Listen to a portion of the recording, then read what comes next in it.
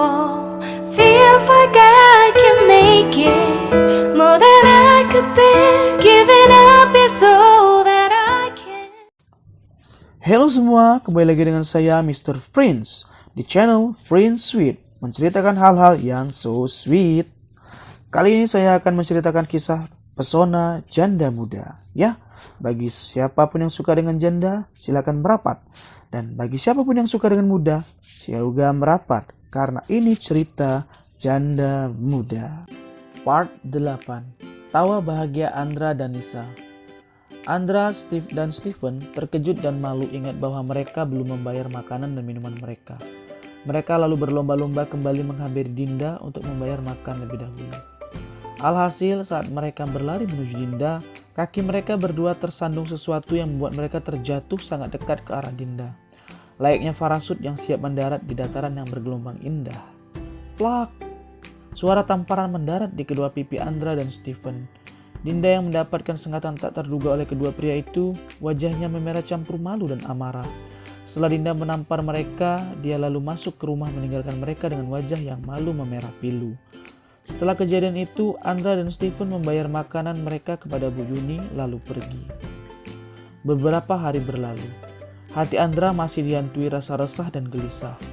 Karena sampai saat itu juga, Nisa masih belum ingin berbicara dengannya.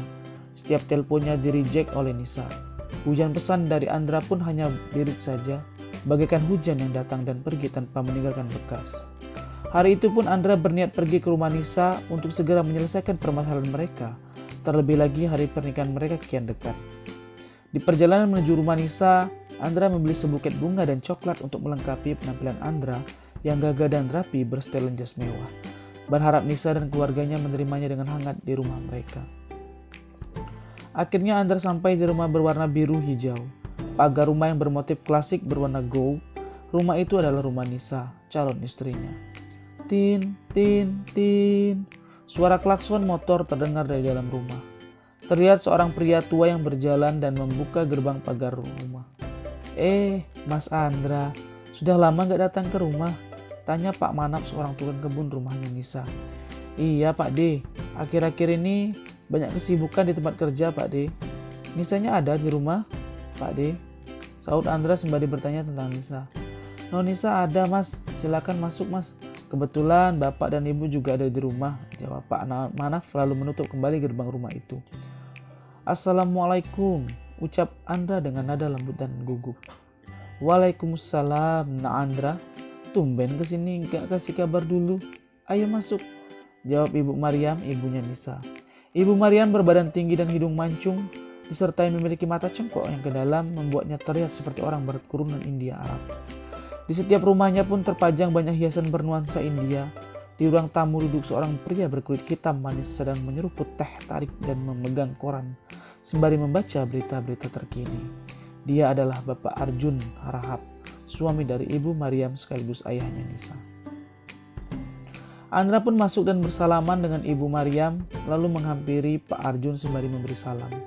Pak Arjun pun menyuruh Andra duduk di sofa. Bi Marni, tolong buatkan kopi untuk Na Andra. Oh iya, dan tolong panggilkan Nisa di kamarnya. Bahwa ada Na Andra di sini datang. Perintah Pak Arjun kepada Bi Marni, pembantu rumah mereka. Baik Pak, sahut Bi Marni, lalu berjalan menuju kamarnya Non Nisa. Tok, tok, tok. Permisi Non, ada pesan dari Bapak. Katanya Non disuruh ke ruang tamu, ada Mas Andra datang. Ucap Bi Marni di depan pintu kamar Non Nisa. Oh iya Bi, sampaikan saja Nisa lagi tidak mau bertemu dengan Kak Andra, sahut Nisa dengan tinggi. Baik Non, sahut Bibi Marni lalu ke dapur untuk membuatkan minuman. Andra yang berada di ruang tamu duduk dan mengobrol bersama bapak dan ibunya Nisa, baik perihal saling menanya kabar ataupun persiapan pernikahan mereka. Permisi Mas, ini kopinya. Oh iya Pak, kata Non Nisa tadi dia lagi tak mau bertemu Mas Andra, ucap Bi Marni sembari meletakkan kopi ke meja.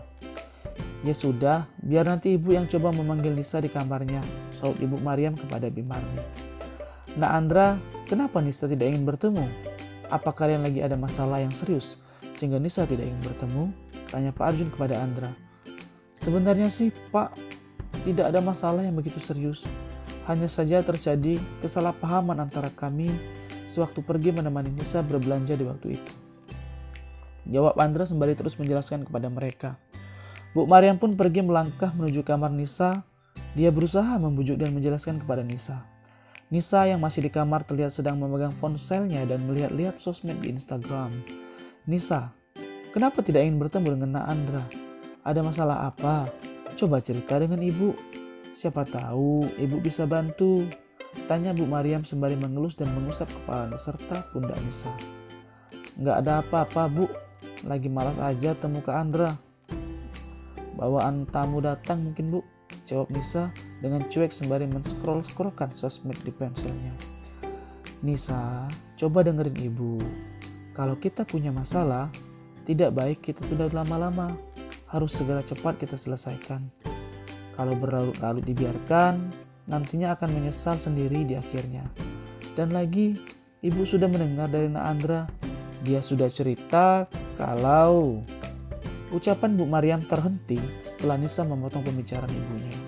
Nah, itu ibu udah tahu kan apa masalahnya? Jadi harusnya ibu bela Nisa dong. Kenapa malah membela Kak Andra sih? Jawab Nisa masih mengeyel. Ibu Maryam masih terus membujuk Nisa dan menasihatinya. Namun Nisa terus menolak dan bersikuku dia benar. Nisa, coba sekarang ibu tanya. Nisa cinta dan sayang tidak dengan Kak Andra? Tanya ibunya kepada Nisa. Ih, ibu mah lagi kayak gini aja. Masa nanyanya gitu, sahut Nisa. Ya terus, kalau lagi ada masalah, seketika perasaan Nisa udah berubah gitu aja dengan Kak Andra. Kalian kan sudah mau menikah. Waktu sudah tinggal menghitung hari dan bulan. Jawab ibu Nisa. Ya cinta dan sayang lah bu. Kalau nggak cinta nggak mungkin dong Nisa terima lamaran dari Kak Andra. Sahut Nisa dengan nada yang mulai syahdu seakan amarah di dalam hatinya mulai mereda. Nah, kalau begitu Nisa mau nanti Kak Andra berubah pikiran dan perasaannya kepada Nisa. Mulai menghilang tuh. Dan amit-amitnya nanti pernikahan kalian sampai batal. Coba siapa yang rugi? Siapa yang malu? Bukan hanya Nisa saja. Ibu dan bapak beserta keluarga besar kita akan malu dibuatnya. Ucap ibunya kepada Nisa. Iya bu, tapi kan ini salahnya ada di Kak Andra. Masa dia gitu di depan mata Nisa? Cewek mana sih bu yang gak cemburu buta dan terbakar amarah melihat calonnya bersentuhan mesra seperti itu? Nisa menjawab dan mulai bercerita kepada ibunya. Nisa adalah orang yang pendiam soal masalah yang dihadapinya. Nisa cenderung memendam sendiri masalahnya, bahkan kepada ibunya pun Nisa tidak bercerita banyak perihal kesehariannya. Setelah Nisa mulai mencurahkan semua penat dan duri yang mengganjal di hati dan pikirannya selama beberapa hari yang dilaluinya kepada ibunya. Akhirnya hati Nisa terasa plong dan ringan seakan beban yang dipikunya sendiri telah hilang. Nah sekarang, mulai ke depannya nanti kalau ada masalah, sebaiknya diselesaikan bersama. Ajak berbicara, insya Allah semua terselesaikan. Serta beri kesempatan untuk saling menjelaskan terlebih dahulu. Ibu Maryam menasihati Nisa, lalu membujuknya untuk keluar dan bertemu dengan Andra. Di ruang tamu, Andra yang masih duduk dan mengobrol dengan Pak Arjun, calon mertuanya, terasa sangat begitu akrab. Karena profesi mereka yang hampir sama, yaitu bekerja di dunia pendidikan. Pak Arjun adalah seorang kepala dinas pendidikan di kota mereka tinggal. Bu Maryam dan Nisa pun keluar dari kamar dan duduk di sofa ruang tamu. Kok lama bu manggil Nisanya? Tanya Pak Arjun pada istrinya. Iya Pak, biasa drama wanita. Perlu sedikit bujuk dan rayuan serta nasihat. Maklum saja Pak, kalau waktu menikah kian dekat selalu ada aja masalah yang muncul. Kalian anggap aja ini ujian untuk kalian ya, agar kelak menjadi keluarga yang sakinah mawaddah warahmah. Ucap Bu Maryam. Iya bu, dan ini juga salahnya Andra yang tidak bisa menjaga sikap dan perasaan Nisa bu. Dan syukur alhamdulillah Nisa akhirnya mau bertemu lagi dengan Andra. Nisa, kakak minta maaf ya. Dan yang berlalu biarlah berlalu. Tak perlu kita ungkit dan bahas lagi. Mari kita fokus ke depan, terutama mempersiapkan semua kebutuhan pernikahan kita nanti. Sahut Andra kepada Bu Nisa dan kemudian berbicara kepada Dinda sambil menatapnya dengan penuh cinta. Nisa yang mendengar ucapan calon suaminya hanya diam termenung sembari mencoba ingin mengintai kata untuk memulai kembali berbicara dengan Andra setelah sekian lama menjauh. Hayo Nisa dijawab itu, Nah Andra bilang apa? Jangan diam gitu. Udah jangan lama-lama berantemnya. Kasihan Nak Andra. Nanti dia nggak fokus lagi ngajarnya. Gak mau kan terjadi yang bukan-bukan dengan Nak Andra? Timpal Bu Maryam yang melihat anak gadisnya masih diam membisu. Ya janganlah Bu. Nisa nggak mau dong terjadi apa-apa dengan Kak Andra. Iya Kak. Nisa juga minta maaf. Nisa masih kekanak-kanakan. Masih ambekan, kemudian masih belum berpikir dewasa. Udah Kak ya, jangan risau lagi. Nisa juga kangen nih, udah lama gak kontekan dan tahu kabar kakak selama ini. Kakak apa kabarnya? Jawab Nisa lalu berbicara kepada Andra. Syukurlah, akhirnya Dek Nisa dah mau bicara lagi dengan kakak. Iya Dek, gak apa-apa. Sembari berjalan waktu, kelak nanti juga kita juga akan sudah bisa berpikir dewasa. Alhamdulillah Dek, sebelum-sebelumnya hari-hari kakak, bak kapal tanpa nahkoda, bak angin tanpa arah. There is something losing in my world. But now, everything is gonna be okay. Hati dan pikiran kakak sudah kembali sehat dan bahagia. Karena sesuatu yang hilang itu kini sudah hadir kembali menemani hari-hari kakak. Kini dan seterusnya. Saud Andra menjawab pertanyaan Nisa. Pak Arjun, Bu Maryam, Nisa dan Andra pun mereka mengobrol panjang sembari menyantap hidangan dan minuman. Mereka terlihat seperti keluarga yang bahagia dan penuh cinta. Terlihat dari canda dan tawa mereka, hari pun berlalu begitu cepat. Matahari sudah mulai berjalan kembali ke pangkuannya. Andra pun pamit pulang dari rumah Nisa dengan wajah yang penuh bahagia. Lambaian tangan dan senyum Nisa membuatnya semakin berbunga-bunga. Setiap langkahnya bagaikan momentum waktu yang tak ingin segera berlalu dengan cepat. Ucapan doa selamat dari Nisa serta suara motor Andra menutup hari yang indah bagi Andra dan Nisa setelah sekian lama bertengkar. Di malam yang gemerlap berkilauan lampu yang berkedip-kedip, alunan lagu yang mengiringi banyak orang di sana menari dan berjoget ria. Di klub malam tempat biasa Stephen and Friends menghabiskan malam mereka dengan berpesta pora. Tempat mereka bisa minum adalah tempat khusus yaitu ruang VIP. Ruang kamar di mana hanya para tamu-tamu orang penting dan konglomerat yang memakainya. Di sana Stephen dan temannya tidak hanya meminum dan bermabuk-mabukan. Terkadang mereka mendapatkan pelayanan khusus dari istimewa dari para musaji wanita di sana. Teman minum bayaran, katakanlah seperti itu. Tak jarang pula mereka sampai bermesraan begitu erat dan lengket layaknya sepasang kekasih yang telah sah menjadi suami istri. Setiap malam yang mereka lalui selalu dengan penuh kegembiraan. Bahkan ada yang sampai menerima layanan plus-plus. Asal ada uang, apapun yang mereka mau pasti terlaksana. Stephen pun juga sering melakukan hubungan intim bak suami istri seperti itu kepada pelayan-pelayan bar wanita di sana. Malam itu terlihat teman-temannya sangat menikmati sensasi indah dan luar biasa. Bak raja yang sedang dilayani para selir-selirnya. Stephen pun yang terkenal sebagai pria idola wanita di dunia malam, tak satu pun wanita di sana yang menolak ajakannya. Baik untuk berjoget, minum bersama, bahkan berhubungan badan. Selain wajah yang tampan, tubuhnya yang tinggi dan kekar, Stephen dikenal piawai dan gagah perkasa dalam urusan ranjang bersama wanita. Namun malam itu terlihat berbeda pada dirinya. Di saat dia mulai melancarkan formula-formula dasar dalam menaikkan gairah wanita yang sedang bersamanya, tangannya yang pandai dan lincah perlahan satu persatu mulai membelai rambut, pipi dan bibir wanita itu. Di saat wanita itu sudah mulai memasuki dunia fantasi yang membawanya ke tempat yang begitu indah dalam angannya, Stephen tiba-tiba berhenti saat dia sedang berimprovisasi bersama dua gunung kembar yang begitu indah. Bayangan pikiran Stephen teringat akan kejadiannya di warung makan itu, tempat Dinda berada. Lamunannya yang begitu lama hingga lupa dan dia beranjak berdiri dan duduk lalu meminum minuman di sana. Wanita yang sedang bersamanya pun bertanya, "Steve, kenapa berhenti? Ada yang salahkah denganku? Atau aku telah gagal dalam memenuhi hasratmu?" Tanya wanita itu pada Stephen.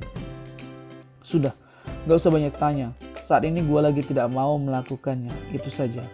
Ini uang seperti biasa, silakan ambil dan lo boleh pergi dari sini," sahut Stephen kepada wanita itu sembari melemparkan uang dalam jumlah yang banyak kepada wanita itu. "Steve, come on. Uang bukanlah masalah bagiku. Aku hanya ingin bersamamu malam ini melayanimu. Seperti halnya kata-kata wanita yang ada di sini, bahwa kau adalah pria yang hebat. Semua wanita tak akan pernah melupakan malam yang indah itu bersamamu." Goda dan rayu wanita itu lagi kepada Stephen sambil memeluk dan menciumnya. "Nyah lo dari sini, sebelum gelas-gelas ini mendarat di kepalamu." teriak Stephen sambil mendorong wanita itu. Wanita itu pun pergi, teman-teman yang melihatnya pun terkejut. Tidak biasanya mereka melihat Stephen menolak ajakan wanita untuk melakukan fantasi cinta itu. "Hey bro, what's up?" "Seperti bukan diri lo aja," tanya temannya Stephen. "Aku masih penasaran dengan wanita yang telah berani dan terang-terangan menolakku, bahkan berani menamparku," jawab Stephen sembari meminum minuman dengan begitu cepat dan banyak. "Oh, wanita yang kau ceritakan bertemu di acara ultah temannya bokap lo itu," sahut kembali temannya. "Iya, benar sekali. Hari itu aku tak sengaja memegang dadanya dan akhirnya tamparan keras yang kuterima." Tapi entah kenapa, sentuhan yang hanya sebentar dan tamparan yang keras itu selalu kuingat dengan penuh bahagia. Terkadang gua pun tersenyum sendiri, sahut kembali Stephen. "Ya sudah, lo aja jalan terus bawa ke hotel dan lo kasih duit segepok. Pasti dia mau," timpal temannya lagi. "Tidak semudah itu bro, gua bisa merasakannya. Wanita ini sungguh berbeda. Ingat, gua tak akan berhubungan intim lagi dengan wanita manapun sebelum gua bisa mendapatkan dia," ucap Stephen dengan penuh keseriusan dan tatapan tajam.